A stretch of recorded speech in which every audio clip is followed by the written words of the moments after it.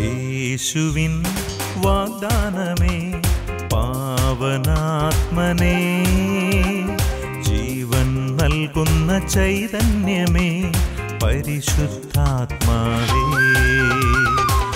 യേശുവിൻ വാഗ്ദാനമേ പാവനാത്മനേ, ജീവൻ നൽകുന്ന ചൈതന്യമേ പരിശുദ്ധാത്മാവേ. ആത്മാവേ എന്നിൽ നിറയണമേ, ആത്മാവേ എന്നിൽ നിറയണമേ, അഭിഷേകത്തിൻ നിറവായി മാറ്റണമേ, അഭിഷേകത്തിൻ നിറവായി മാറ്റണമേ.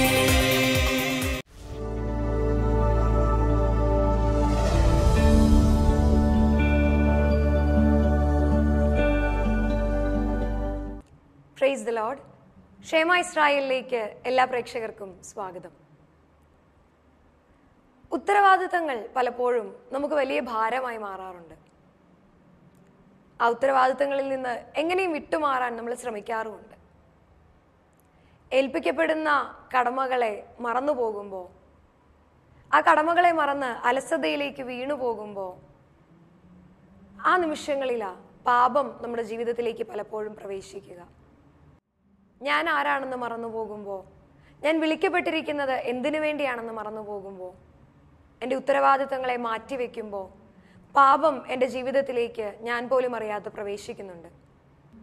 ഈ അപകടത്തെ തിരിച്ചറിഞ്ഞ് എൻ്റെ ജീവിതത്തിൽ നിന്ന് പാപത്തെ മാറ്റി നിർത്തുവാൻ, അങ്ങനെ ദൈവത്തോട് അല്പം കൂടി ചേർന്നിരിക്കുവാൻ എങ്ങനെ കഴിയുമെന്ന് പറഞ്ഞു തരികയാണ് കാരിസ് ഭവൻ ധ്യാന കേന്ദ്രത്തിലെ ഫാദർ ബിജിൽ ചക്കിയത്ത്. ദൈവത്തിൻ്റെ ഇടപെടൽ നമ്മുടെ ജീവിതങ്ങളിൽ എങ്ങനെയുണ്ടാകുന്നു എന്ന് ഒരു സാക്ഷ്യം കേട്ടുകൊണ്ട് തിരുവചന ശ്രവണത്തിലേക്ക് നമുക്ക് പ്രവേശിക്കാം.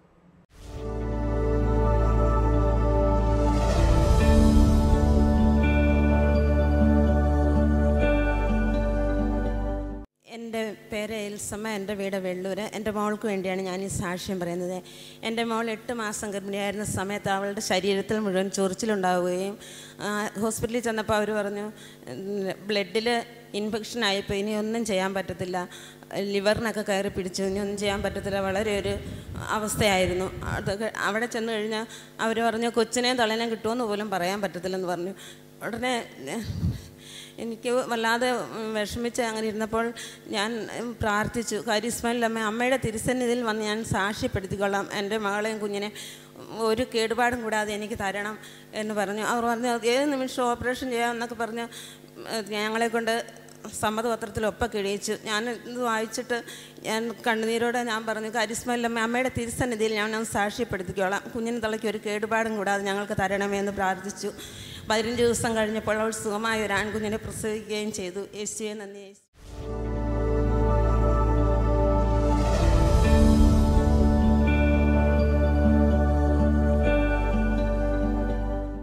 Praise the Lord. ഹല്ലേലൂയ. മിശിഹായിൽ ഏറ്റവും സ്നേഹമുള്ളവരെ, ഷേമ ഇസ്രായേലിൻ്റെ ഈ എപ്പിസോഡിലേക്ക് നിങ്ങളേവരെയും വലിയ സ്നേഹത്തോടെ യേശുക്രിസ്തുവിൻ്റെ നാമത്തിൽ സ്വാഗതം ചെയ്യുന്നു. പരിശുദ്ധാത്മാവ് എന്ന് നമ്മളോട് പങ്കുവയ്ക്കുന്ന വചനം നമ്മുടെ ജീവിതവുമായിട്ട് അഭേദ്യമായ ബന്ധമുള്ള ഒരു വചനത്തിൻ്റെ സന്ദേശമാണ്. സാമുവേലിൻ്റെ 2-ാം പുസ്തകം അതിൻ്റെ 11-ാം അധ്യായം 1 മുതലുള്ള വായനകളാണ് നമ്മൾ വായിക്കുന്നത്. സംഭവം നമുക്കറിയാവുന്ന സംഭവമാണ്. ദാവീദും ബത്ശബായും ആയിട്ടുള്ള ബന്ധവും അതുമായി ബന്ധപ്പെട്ട കാര്യങ്ങളൊക്കെയാണ് ഈ അധ്യായങ്ങളിൽ നമ്മൾ കാണുന്നത്. തുടക്കം ഇങ്ങനെയാണ് എഴുതി വച്ചിരിക്കുന്നത്: അടുത്ത വസന്തത്തിൽ രാജാക്കന്മാർ യുദ്ധത്തിന് പോകാറുള്ള സമയത്ത് ദാവീദ് യോവാബിനെയും തൻ്റെ സേവകന്മാരെയും ഇസ്രായേൽ സൈന്യം മുഴുവനെയും അയച്ചു. അവർ അമ്മോന്യരെ തകർത്ത് റബ്ബ നഗരം വളഞ്ഞു. ദാവീദ് ജെറുസലേമിൽ താമസിച്ചു. ഈ വചനഭാഗത്തിലേക്ക് നമുക്കൊന്ന് അല്പം കൂടി ആഴമായിട്ട് ചിന്തിക്കാം. ഇവിടെ ദാവീദ് നമുക്കറിയാം രാജാവാണ്. ഒരു രാജാവ് ഒരു യുദ്ധത്തിൽ സൈന്യത്തിൻ്റെ മുമ്പിൽ നിന്ന് പട നയിക്കേണ്ടവനാണ് രാജാവ്. ശ്രദ്ധിക്കണേ, ദാവീദ് രാജാവാണ്, ഒരു യുദ്ധത്തെ നയിക്കേണ്ടവനാണ്. ഈ ദാവീദ് അവിടെ ഭവനത്തിൽ അല്ലെങ്കിൽ കൊട്ടാരത്തിൽ തങ്ങിയിട്ട് തൻ്റെ സൈനികരെ യുദ്ധത്തിന് വിടുകയാണ്. ശരിക്കും സംഭവിച്ചത് എന്നാന്ന് വെച്ചാൽ, ദാവീദ് താൻ ആരാണെന്നുള്ള തിരിച്ചറിവ് അല്പനേരത്തേക്ക് മറന്നു പോവുക. താനൊരു രാജാവാണെന്നും തൻ്റെ ജനം യുദ്ധകാലത്ത് യുദ്ധത്തിൽ മറ്റ് ജനത്തോട് യുദ്ധം ചെയ്തുകൊണ്ടിരിക്കുകയാണെന്നും ഇതൊക്കെ ദാവീദിന് അറിയേണ്ടവനാണ്, അതേക്കുറിച്ച് കരുതലുള്ളവനാണ്, അതേക്കുറിച്ച് ശ്രദ്ധിക്കേണ്ടവനാണ്. പക്ഷേ നമുക്കറിയാം ദാവീദ് ഏതാനും നിമിഷങ്ങളിൽ അതങ്ങോട്ട് മറന്നു പോവുക. അതുകൊണ്ടെന്താ, യുദ്ധത്തിന് പോകേണ്ടവൻ മട്ടുപ്പാവിലിരിക്കുക. യുദ്ധത്തിന് കടന്നു ചെല്ലേണ്ട ദാവീദ് തൻ്റെ വിളി മറന്ന്, തൻ്റെ ദൗത്യം മറന്ന്, താൻ ആരാണെന്ന് മറന്നിട്ട് മട്ടുപ്പാവിലിരിക്കുക. ഉണ്ടോ? താൻ ആരാണെന്നുള്ള ബോധ്യം ദാവീദ് മറന്നുപോയപ്പോൾ സംഭവിച്ചതെന്നതാ? അതാണ് തുറന്നു വരുന്ന വാക്യങ്ങളിൽ നമുക്ക് വായിക്കാൻ പറ്റുന്നത്. അതിനെങ്ങനെയാണ് എഴുതി വെച്ചിരിക്കുന്നത്? ഒരു ദിവസം സായാഹ്നത്തിൽ ദാവീദ് കിടക്കയിൽ നിന്ന് എഴുന്നേറ്റു. സായാഹ്നത്തിൽ കിടക്കയിൽ നിന്ന് എഴുന്നേറ്റു എന്ന് പറഞ്ഞാൽ നല്ല സുഖമായിട്ട് പുള്ളി ഉച്ച കഴിഞ്ഞിട്ട് കിടന്നുറങ്ങുക. തൻ്റെ ജനം മുഴുവനും യുദ്ധക്കളത്തിലാണ്, ജീവൻ മരണ പോരാട്ടത്തിൽ നിൽക്കുമ്പോൾ ഒരു രാജാവ് വളരെ കൂളായിട്ട് കട്ടിലിൽ കിടന്ന് ഉറങ്ങുക. എന്നിട്ട് കൊട്ടാരത്തിൻ്റെ മട്ടുപ്പാവിൽ ഉലാത്തുകയാണ്. അപ്പോഴാണ് ഒരു സ്ത്രീ കുളിക്കുന്നത് അവൻ കാണുന്നത്.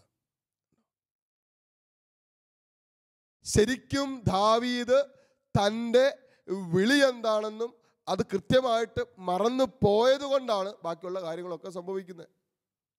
അല്ലെങ്കിൽ ദാവീദ് ഒരിക്കലും ഈ സംഭവിക്കേണ്ട കാര്യമില്ല. കാരണം എന്നാ, ദാവീദ് ശരിക്കും യുദ്ധക്കളത്തിൽ തൻ്റെ സൈന്യത്തെ യുദ്ധത്തിന് നയിക്കേണ്ടവനാണ് രാജാവ്. അവനത് മറന്നുപോയി. ശരിക്കും താൻ ആരാണെന്ന് ചിലപ്പോഴെങ്കിലും നമ്മൾ മറന്നു പോകുമ്പോഴാണ് പ്രിയപ്പെട്ടവരെ പല അനർത്ഥങ്ങളും, പല തകർച്ചകളും, പല പാപങ്ങളും, പല അശുദ്ധിയും പലതും നമ്മളിലേക്ക് കടന്നു വരുന്നതിന് കാരണം നമ്മൾ ആരാണെന്ന് ചില സമയത്ത് നമ്മൾ മറന്നു പോകുന്നത് കൊണ്ടാണ്. ഏറ്റവും പ്രധാനപ്പെട്ടൊരു സന്ദേശം പരിശുദ്ധാത്മാവ് നമുക്ക് തരുന്നത്, നമ്മൾ ആരാണെന്നുള്ള ബോധ്യം നമ്മൾ ഒരിക്കലും മറക്കരുത്. ഞാനൊരു വൈദികനാണ്, ഒരു പുരോഹിതനാണ്.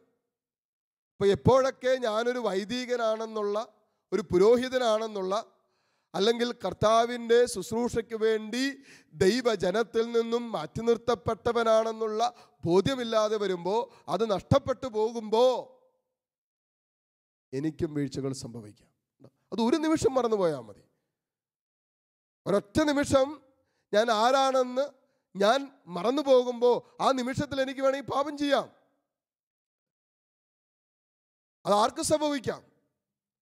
അത് വൈദികനോ സന്യസ്തനോ സിസ്റ്റേഴ്സോ ശുശ്രൂഷയിൽ നിൽക്കുന്നവരോ കൃപയുള്ളവരിലോ എന്തുമായിക്കൊള്ളട്ടെ, ഒരു നിമിഷത്തേക്കെങ്കിലും നമ്മൾ ആരാണെന്നുള്ള ആത്മീയ ജീവിതത്തിൽ നമ്മൾ ആരാണെന്നുള്ള ബോധ്യം നമ്മൾ മറന്നു പോകുമ്പോൾ തകർച്ചകളിലേക്ക് പോകാം, വീഴ്ചകളിലേക്ക് പോകാം. നമുക്ക് ചിന്തിക്കാൻ പറ്റാത്തതിനപ്പുറമായ പരാജയത്തിലേക്ക് നമ്മുടെ ജീവിതം വീണു പോകാം. ഞാനൊരു അപ്പനാണ്, ഞാനൊരു അമ്മയാണ് എന്നുള്ള യഥാർത്ഥ ബോധ്യവും യഥാർത്ഥ തിരിച്ചറിവും ഒരപ്പനുണ്ടെങ്കിൽ, ഒരപ്പൻ എന്ന നിലയിൽ അവൻ ജീവിക്കാൻ പറ്റും, അല്ലേ? ഒരമ്മയ്ക്കുണ്ടെങ്കിൽ ഒരമ്മ എന്ന നിലയിൽ ജീവിക്കാൻ പറ്റും. ഒരു വൈദികനുണ്ടെങ്കിൽ ആ വൈദികൻ എന്ന നിലയിൽ ദൈവത്തിൻ്റെ വിളിക്ക് അനുയോജ്യമായ രീതിയിൽ ജീവിക്കാൻ പറ്റും. ഇത് മറന്നു പോകുന്നതാണ് പലപ്പോഴും പ്രശ്നം, അല്ലേ? അപ്പൻ്റെ വിളി മറക്കുമ്പോൾ, ഒരമ്മയുടെ വിളി മറക്കുമ്പോൾ, ഒരു വൈദികൻ ആ വൈദികൻ്റെ വിളി മറക്കുമ്പോൾ, ഓരോരുത്തർക്കും അവർക്ക് നൽകപ്പെട്ടിരിക്കുന്ന ജീവിതത്തിൻ്റെ വിളി മറക്കുമ്പോൾ സംഭവിക്കുന്ന എന്നാണെന്നറിയാമോ? അപ്പനാണെന്നുള്ള ബോധം മറന്നു പോകുമ്പോൾ മക്കളും മറക്കാൻ തുടങ്ങും ഇത് അപ്പനാണെന്ന്. അതാണ് ഏറ്റവും വലിയ പ്രശ്നം. ഞാൻ അപ്പനാണെന്നുള്ള ബോധ്യം ഞാൻ മറന്നു പോകുമ്പോൾ മക്കൾ ചിലപ്പോൾ എൻ്റെ അടുത്ത് ചോദിക്കും, നീ ഒരു അപ്പനാണോടാ? ആണെന്താ? മക്കൾ മറക്കാൻ തുടങ്ങിയത് അപ്പനാണെന്നുള്ള ബോധ്യം മക്കൾക്ക് നഷ്ടപ്പെടും. എനിക്കറിയാം, ഹാരിസ് ഭവനിൽ ഒരമ്മ ഒരു മകനെയും കൂട്ടിക്കൊണ്ട് വന്നതാ. പറഞ്ഞു പറഞ്ഞാൽ അല്പം കട്ടിയാ. അപ്പനുമായിട്ട് വാക്കേറ്റം ഉണ്ടായിട്ട് അപ്പനെ കഴുത്തിന് പിടിച്ചിട്ട് മകൻ ഞെരുക്കി, എന്നിട്ട് കത്തിയോ വാക്കത്തിയോ അങ്ങോട്ട് എടുത്ത് വെട്ടാൻ ശ്രമിച്ചു. അമ്മ ഇടപെട്ടു, വേറെ ആരൊക്കെ വന്ന് പിടിച്ചു മാറ്റുകയും ചെയ്തേ. സംഭവം നിസ്സാരോ, ഇവന് വലിയ പ്രായമൊന്നുമില്ല. അപ്പന് ഒരു മദ്യപാനത്തിൻ്റെ ഒരു ടെൻഡൻസി ശീലമൊക്കെ ഉണ്ട്. അപ്പോൾ ഈ കുടിച്ചൊക്കെ വന്നു കഴിഞ്ഞാൽ വീട്ടിൽ വന്ന് ഇച്ചിരി ബഹളവും ഇത്തിരി അലമ്പൊക്കെ കാണിക്കും. അതിൻ്റെ അസ്വസ്ഥത കുഞ്ഞുനാൾ മുതലേ ഈ മക്കൾ അനുഭവിക്കുന്നതാണ്. അതിൻ്റെ വേദന ജീവിത പങ്കാളിക്ക് അന്നും ഇന്നും എന്നും ഉണ്ട്. അതിൻ്റെയൊക്കെ നടുവിലാണ് ഈ മക്കളെയൊക്കെ വളർത്തിയത്. ഇവൻ കോളേജിൽ പോകാൻ തുടങ്ങിയപ്പോൾ, ഇവൻ കോളേജിൽ ചെന്നപ്പോൾ കൂട്ടുകാർക്കെല്ലാം കുറച്ച് പേർക്കൊക്കെ ബൈക്കുണ്ട്. ഇവൻ വീട്ടിൽ വന്ന് അപ്പൻ വന്നു കഴിഞ്ഞപ്പോൾ അല്പം വെള്ളമൊക്കെ അടിച്ചിട്ടുണ്ട്. അപ്പോൾ വന്നു കഴിഞ്ഞപ്പോൾ ഈ മകൻ പറഞ്ഞു, എനിക്ക് ഒരു ബൈക്ക് കിട്ടിയാൽ കൊള്ളാം, എനിക്കൊരു ബൈക്ക് മേടിച്ച് തരണം. ഇനിയിപ്പോൾ ഇങ്ങനെയൊന്നും എനിക്ക് പോകാൻ പറ്റില്ല, 2 ബസ് കയറണം കോളേജിൽ പോകണമെങ്കിൽ. ബൈക്ക് കിട്ടുകൊണ്ട് എനിക്ക് കുറേ സമയം ലാഭിക്കാം, പോകാൻ എളുപ്പമുണ്ട്. അപ്പം പറഞ്ഞു, ഇപ്പോൾ ബൈക്കൊന്നും മേടിക്കേണ്ട, ബൈക്കിനുള്ള കാശൊന്നും എൻ്റെ കയ്യിലില്ല, പോകാൻ പറഞ്ഞു, വേറെ പണിയുണ്ടോ നോക്കാം. പറഞ്ഞില്ല, അപ്പോൾ എനിക്ക് ബൈക്ക് വേണം, ലോൺ അടച്ചാണെങ്കിൽ നമുക്ക് വീട്ടാം, അങ്ങനെയൊക്കെ പറയുന്നുണ്ട്. അപ്പനതൊന്നും ഗവനിക്കുന്നില്ല.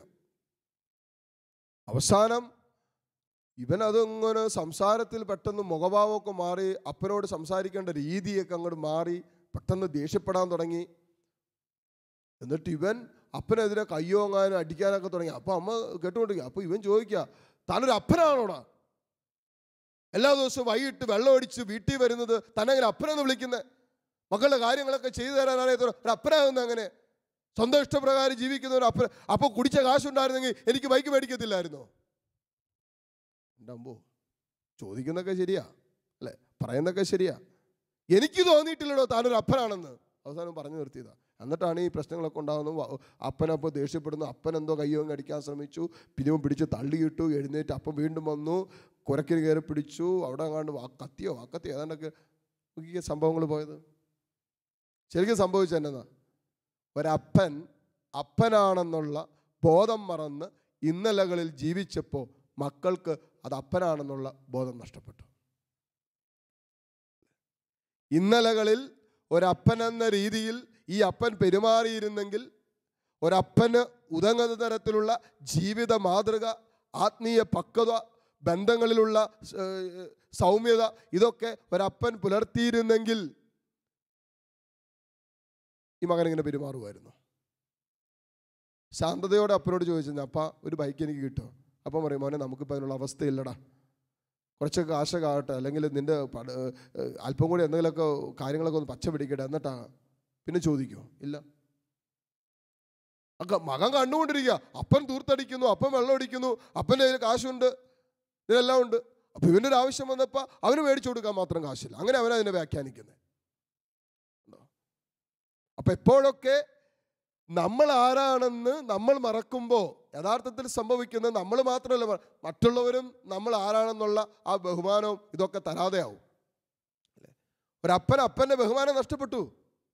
ഒരമ്മയ്ക്ക് അമ്മയുടേതായ ബഹുമാനം നഷ്ടപ്പെടും അല്ലേ. ഒരു വൈദികൻ അവൻ്റെ വിളി മറന്ന് ബലം മറന്ന് ജീവിക്കാൻ തുടങ്ങും. എന്താ സംഭവിക്കുന്നത്? ഇത് തന്നെ സംഭവിക്കുന്നത് അല്ലേ. ഓ, ചിലവർക്ക് അച്ഛനാണോ അത്? ഇടവകയിൽ ചെന്നപ്പോൾ അവിടുത്തെ ഇടവക്കാർ പറഞ്ഞു, എൻ്റെ അച്ഛോ ഇങ്ങനെയുണ്ടോ അച്ഛന്മാർ അല്ലേ? എല്ലാവരും ഒരുപോലെ അല്ലല്ലോ പ്രിയപ്പെട്ടവരെ. കുർബാനയുടെ ഇടയ്ക്ക് അച്ഛൻ പിള്ളേരുടെ അടുത്ത് ദേഷ്യപ്പെടുക. കുർബാനയുടെ ഇടയ്ക്ക് അച്ഛൻ അവിടെ നിന്ന് എടി അവിടെ ചാരിക്കലടി മാറിയിരിക്കടി, അതൊക്കെ അഴുക്കാവുമല്ലോ കുർബാനയുടെ ഇടയ്ക്ക്. അതെന്താ? വിശുദ്ധ കുർബാനയിലാണ് ഞാനെന്നുള്ള ബോധം എനിക്ക് മറന്നു പോകുമ്പോൾ, ഞാനൊരു വൈദികനാണെന്നുള്ള ബോധ്യം എനിക്ക് നഷ്ടപ്പെടുമ്പോൾ അവർ ചോദിക്കും, ഇതൊരു വൈദികനാണോ, ഇത് അച്ഛനാണോ? കാരണം എന്താ? അവർക്ക് ചിലപ്പോൾ ബോധ്യം പോവും, ഇത് വൈദികനാണെന്നുള്ള ബോധ്യം ഉണ്ടോ.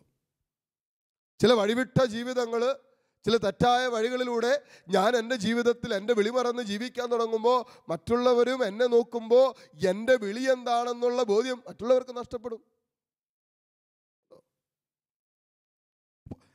ദൈവം നമുക്ക് ഓരോരോ വിളി തന്നിട്ടുണ്ട്, ഓരോ തെരഞ്ഞെടുപ്പ് തന്നിട്ടുണ്ട്. ദാവീദ് രാജാവ്, അവൻ രാജാവ് എന്നുള്ള വിളിയാണ് കൊടുത്തേക്കുന്നത്. സൈന്യത്തെ നയിക്കേണ്ടവനാ, ജനത്തെ നയിക്കേണ്ടവനാ. അവൻ ആ സമയത്ത് മട്ടുപ്പാവിൽ ഇരിക്കുകയല്ല ചെയ്യണ്ടേ, സുഖമായിട്ട് കിടന്നുറങ്ങുമല്ല ചെയ്യണ്ടേ. അവൻ ഉലാത്തേണ്ട സമയമല്ല. അവൻ ജാഗ്രത പാലിച്ച് സൈന്യത്തെ മുമ്പിൽ നിന്ന് നയിക്കേണ്ടവനാണ് ദാവീദ്. ആ വിളി മറന്നപ്പോ സംഭവിച്ചതെന്നാ? ഉള്ള അടർച്ചകളിലേക്കൊക്കെ അവൻ പോവുക. ഉള്ള ജീവിതത്തിൽ നമ്മളങ്ങോട്ട് മുന്നോട്ട് വായിക്കുമ്പോൾ സംഭവിക്കുന്ന എന്താണ് നമുക്കറിയാം. എവിടെയൊക്കെ മേഖല, ഏതൊക്കെ മേഖലകളിലാണ് അവൻ തകർന്നു പോകുന്നത് നോക്കിക്കേ. ചില പിള്ളേരെയൊക്കെ പഠിക്കാൻ വിടുമ്പോൾ പഠിക്കാനാണ് വന്നേക്കുന്നതെന്നുള്ള ബോധം ചിലങ്ങളൊക്കെ നഷ്ടപ്പെടും അല്ലേ. അല്ലെങ്കിൽ അപ്പനും അമ്മയും കഷ്ടപ്പെട്ട് അധ്വാനിച്ച് കാശുണ്ടാക്കി എന്നെ പഠിപ്പിക്കാനാണ് വിട്ടേക്കുന്നതെന്നുള്ള ബോധം മറന്നു പോകുമ്പോൾ സംഭവിക്കുന്നത് എന്നാണെന്നറിയാമോ? അവൻ കഞ്ചാവിലേക്ക് പോകും, അവൻ ലഹരിക്ക് പോകും, അവൻ അശുദ്ധമായ കൂട്ടുകെട്ടിന് പോകും, അവൻ പാപത്തിലേക്ക് പോകും, അവൻ പ്രണയബന്ധത്തിലേക്ക് പോകും. ഇതിലൊക്കെ പോകും. കാരണം എന്താ? അവനെ വിളി മറന്നു. 10ാം ക്ലാസ് കഴിഞ്ഞേ ഉള്ളൂ, അവനെ പഠിക്കാൻ കൊണ്ടേ ആക്കിയതാ. +2 കഴിഞ്ഞ് ഡിഗ്രി കൊണ്ടേ ആക്കിയതാ. ഇപ്പം ഉള്ള കലാപരിപാടികൾ മുഴുവനുണ്ട്. കാരണം എന്താ? പഠിത്തം മാത്രമില്ല. അച്ചോ അവൻ പഠിക്കുന്നില്ല, അച്ചോ അവനെ കൊണ്ടേ ആക്കി, അവനോട് പഠിത്തം നിർത്തി 1 വർഷം കഴിഞ്ഞ് വീട്ടിൽ വന്നിരിക്കുക. ആ കോഴ്സ് കഴിഞ്ഞ് അടുത്ത കോഴ്സിനുണ്ടാക്കി, അതും 1 വർഷം കഴിഞ്ഞ് അതും കഴിഞ്ഞ് വീട്ടിൽ വന്നിരിക്കുക. എന്താ? ഈ ജീവിത വഴിത്താരകളിൽ ഒരുവൻ മറന്നു പോകുക. അവൻ്റെ വിളി എന്താണ്? ഈ നിമിഷത്തിൽ എൻ്റെ വിളി എന്താണ്? ഒരു പഠിക്കുന്ന വിദ്യാർത്ഥിയുടെ വിളി പഠിക്കുക എന്നുള്ളതാ. 9ാം ക്ലാസ്സിൽ പഠിക്കുന്ന പെങ്കൊച്ച്, അവൾ ക്ലാസ്സിൽ പോകുന്നില്ല, കൂട്ടിക്കൊണ്ടു. എന്നെ പ്രശ്നം? അവൾക്കിപ്പോൾ അവളുടെ സ്കൂളിനടുത്തുള്ള ഒരു ചേട്ടനെ കല്യാണം കഴിക്കണം. എന്നേക്ക് അവസ്ഥയാണെന്ന് നോക്കിയേ. ഞാൻ പറഞ്ഞു, മോളെ നീ കല്യാണം കഴിച്ചോ? അതിനുള്ള സമയമാകട്ടെ അല്ലേ. 2ാം ക്ലാസ്സിൽ പഠിക്കുന്നവന് 10ാം ക്ലാസ്സിൽ SSLC എഴുതണമെന്ന് പറഞ്ഞാൽ ആരെങ്കിലും എഴുതിക്കോ? ഇല്ലല്ലോ. 18 വയസ്സാകാതെ നിനക്ക് ലൈസൻസ് വേണമെന്ന് പറഞ്ഞാൽ ആരെങ്കിലും തരോ? മോളെ ലൈസൻസ് കിട്ടുന്ന പ്രായമാകട്ടെ, എന്നിട്ട് എടുത്താൽ പോരെ ലൈസൻസ്. എന്തുകൊണ്ടാ? എൻ്റെ വിളി അതാണെന്ന് ഞാൻ മറന്നുപോയത് കൊണ്ടാ അങ്ങനെയുള്ള അവസ്ഥകളിലേക്ക് പോകുന്നത് അല്ലേ. ഒരു പൗരോഹിത്യ സന്യസ്ത ജീവിതത്തിലേക്കുള്ള വിളി സ്വീകരിച്ചിട്ട് അതാണ് എൻ്റെ വിളിയെന്ന് തിരിച്ചറിയാതെ പോകുമ്പോഴാ ബാക്കി കാര്യങ്ങളിലേക്കൊക്കെ പോകുന്നത്. കാശുണ്ടാക്കാനും തെറ്റായ മാർഗങ്ങളിലേക്കും അല്ലെങ്കിൽ ശുശ്രൂഷയിൽ നിന്ന് പുറകോട്ട് വലിയാനും ദൈവം ഏൽപ്പിക്കുന്ന ദൗത്യത്തിൽ നിന്ന് പുറകോട്ട് പോകാനൊക്കെ ഉള്ള ഒരു ഒരു ഒരു ഒരു അവസ്ഥകളിലേക്ക് കടന്നു പോകുന്നതിന് ചിലപ്പോഴെങ്കിലും പലപ്പോഴെങ്കിലായിട്ട് നമ്മൾ വിളി മറക്കുന്നത് കൊണ്ടാണ്. ദാമ്പത്യത്തിൻ്റെ അവിശ്വസ്തതകളിലേക്ക് കടന്നു പോകുന്ന ദമ്പതിമാരുടെ പിന്നിൽ സംഭവിക്കുന്നതിന് ഞാൻ എൻ്റെ ജീവിത പങ്കാളിയുമായിട്ട് ദൈവത്തോട് ഒരു ഉത്തരവാദിത്വം, ഒരു കമ്മിറ്റ്മെൻ്റ്, ഒരു സമർപ്പണം, ഒരു ഉടമ്പടി സ്ഥാപിച്ചു എന്നുള്ളത് മറന്നു പോകുമ്പോഴല്ലേ അല്ലേ. നോക്കിക്കേ, എൻ്റെ ജീവിത പങ്കാളി, എൻ്റെ കുഞ്ഞുങ്ങൾ എൻ്റെ വീട്ടിൽ എന്നെ കാത്തിരിക്കുമ്പോൾ, എനിക്ക് വേണ്ടി ഇരിക്കുമ്പോൾ, എന്നോട് സമർപ്പണം ചെയ്തിരിക്കുമ്പോൾ, എന്നോട് വിശ്വസ്ത പാലിക്കുമ്പോൾ ഞാൻ അവിശ്വസ്തത കാണിക്കുന്നുണ്ടെങ്കിൽ എൻ്റെ വിളി മറക്കുന്നത് കൊണ്ടല്ലേ. എപ്പോഴൊക്കെ നമ്മൾ വിളി മറന്നു പോകുന്നു അപ്പോഴൊക്കെ കൃപ ചോർന്നു പോകുന്ന പിശാചിൻ്റെ കെണികൾ ജീവിതത്തിൻ്റെ ഭാഗമാകാൻ തുടങ്ങും. അതുകൊണ്ട് പ്രിയപ്പെട്ടവർ ആരുമായിക്കൊള്ളട്ടെ, കുടുംബജീവിതം നയിക്കുന്നവരോ, നീ യുവാവോ, നീ ഒരു കുഞ്ഞോ, നീ പഠിക്കുന്നതോ, നീ വൈദികനോ സന്യസ്തനോ ആരുമായിക്കൊള്ളട്ടെ, എപ്പോഴും നമ്മൾ വിവേകത്തോടെ നമ്മുടെ വിളിയെക്കുറിച്ച് ചിന്തിക്കണം. അതുകൊണ്ടാണ് വചനം പറയുന്നത്, നിന്റെ വിളിയും ദൗത്യവും ഉറപ്പിക്കുന്നതിൽ ജാഗരൂകത പാലിക്കണം. വിളി മറന്നുപോയ പോയി. ഓരോ നിമിഷവും അത് ഒരു നിമിഷത്തിൻ്റെ ഉറക്കം മതി പിശാചിൻ്റെ പണി നമ്മുടെ ജീവിതത്തിലേക്ക് വരാൻ. ദാവീദ് ചിലപ്പോൾ എല്ലാ പ്രാവശ്യവും യുദ്ധത്തിന് പോയതായിരിക്കാം. ചിലപ്പോൾ അല്പം ടയർഡ്, എന്ന് ഈ പ്രാവശ്യം യുദ്ധത്തിന് പോകുന്നില്ല, ചെറിയ സൈന്യമാണെന്ന് വിചാരിച്ചതാണ്, എന്നാൽ അവർ പൊക്കോട്ടെ എന്ന് കരുതാം. കണ്ടോ, ഒരു നിമിഷം പോലും നമുക്ക് പ്രിയപ്പെട്ടവരെ അങ്ങനെ ചിന്തിക്കാൻ, വിളി മറന്ന് ചിന്തിക്കാൻ പറ്റില്ല. അതുകൊണ്ട് എപ്പോഴും 24 മണിക്കൂറും 365 ദിവസവും ദൈവം നമ്മളെ ഏൽപ്പിച്ചിരിക്കുന്ന ആ നിമിഷത്തിൻ്റെ വിളിയും ആ ജീവിതത്തിൻ്റെ ദൗത്യവും മറക്കാതെ ജീവിക്കുവാനുള്ള ഒരു അഭിഷേകത്തിന് വേണ്ടി നമുക്ക് പ്രാർത്ഥിക്കാം. തെറ്റുപറ്റാം, വീണു പോകാം, ഉറപ്പാ. അവിടെയൊക്കെ ദൈവാത്മാവിനോട് ചേർന്ന് ഓരോ ദിവസവും നമ്മുടെ വിളിയും നമ്മുടെ കമ്മിറ്റ്മെൻറ്റും നമ്മുടെ സമർപ്പണവും ഓരോ ദിവസവും നമ്മൾ നവീകരിക്കാൻ തയ്യാറാണെങ്കിൽ പ്രിയപ്പെട്ട ഒരു പരിശുദ്ധാത്മാവ് നമ്മളെ സഹായിക്കും. തുടർന്ന് വരുന്ന ആരാധന സമയത്ത് നമ്മുടെ ദാമ്പത്യ ബന്ധങ്ങളെ, നമ്മുടെ സമർപ്പണ ജീവിതത്തെ, നമ്മുടെ വിശുദ്ധ ജീവിതത്തെ ഒന്നും കൂടി തമ്പുരാൻ്റെ മുമ്പിലിരുന്ന് ഒന്ന് ആത്മശോധന ചെയ്തിട്ട് ഒന്നും കൂടി ഒന്ന് പുനരുദ്ധരിച്ച് നമുക്ക് പ്രാർത്ഥിക്കാം. പരിശുദ്ധാത്മാവ് നമ്മളതിന് സഹായിക്കട്ടെ. ആമേൻ.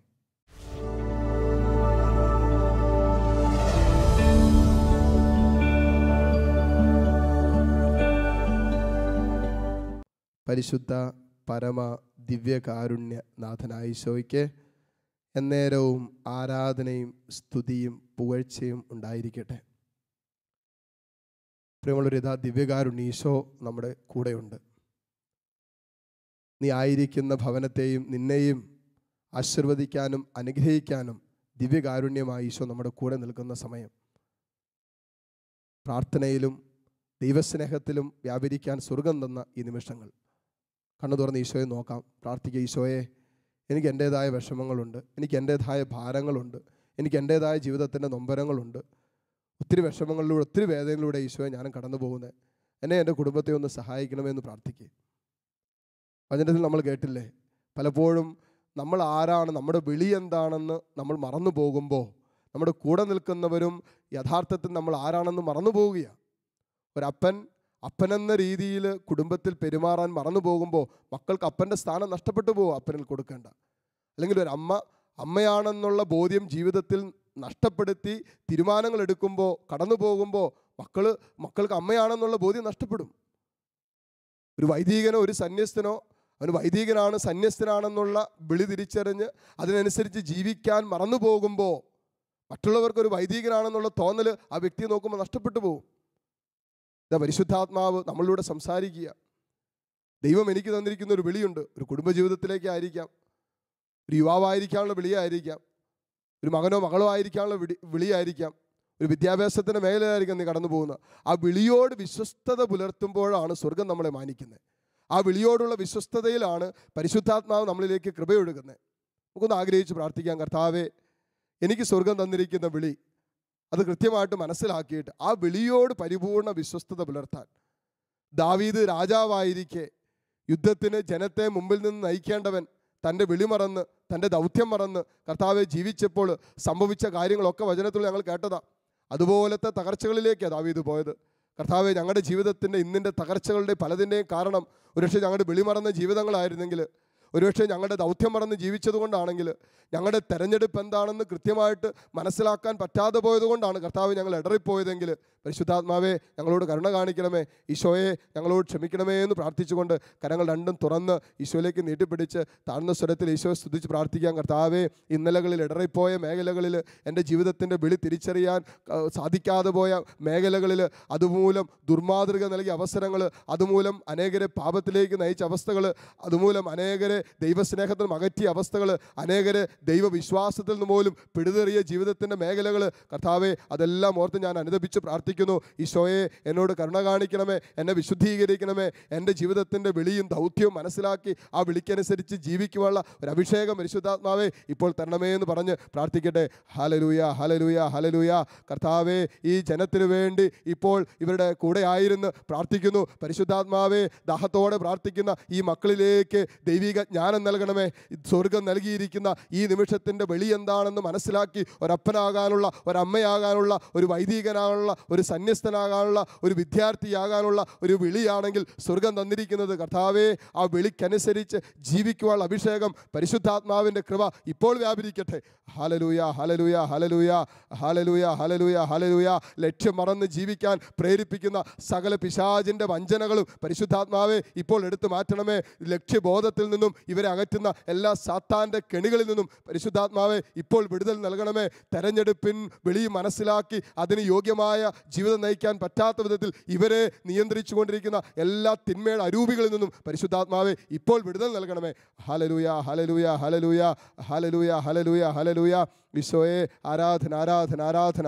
Hallelujah, hallelujah, hallelujah. കരങ്ങൾ കൂപ്പാം, ശിരസ്സ് നമിക്കാം. ദിവ്യകാരുണ്യ ഈശോ നമ്മളെ ആശീർവദിക്കാൻ പോകുന്ന സമയമാണ്. നമുക്ക് പ്രാർത്ഥിക്കാം. കർത്താവേ, ഇന്നലകളിൽ എൻ്റെ വിളിയും നിയോഗവും മറന്ന് ജീവിച്ച നിമിഷങ്ങളെ ഓർത്ത് അനുദപിച്ച് കർത്താവിൻ്റെ കരുണയ്ക്ക് വേണ്ടി പ്രാർത്ഥിച്ചുകൊണ്ട് ഈശോയുടെ ആശീർവാദം നമുക്കിപ്പോൾ സ്വീകരിക്കാം. പരിശുദ്ധ പരമകാരുണ്യമേ,